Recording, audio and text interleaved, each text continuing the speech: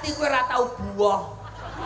Kowe ora tau buah. Karo aku. Buah ki enek sing ikhlas, enek sing ora. Awakmu ngerti umpama aku. Beda.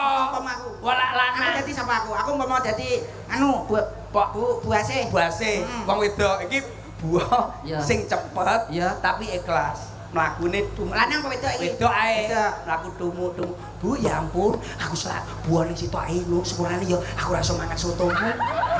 Iki matur nuwun muni dongane. Unu kuwi sing ikhlas. Iki sing ikhlas. Sing ora ikhlas. Sok-sok kuwi karo pamer. Gelange tung teritik. Apene salaman apa ngene enggak mungkin. Iki wis kok kene di. Nah salaman umume kan ngene. Kula buah sakniki nuwun sewu, nuwun sewu. Kula niki mboten mriki mawon, mantun iki kula mlampah-mlampah melih. Mangke kula mboten keplekno. Kuwi enek sing ngono kuwi sampe ndengenane tanggoku keculek matane.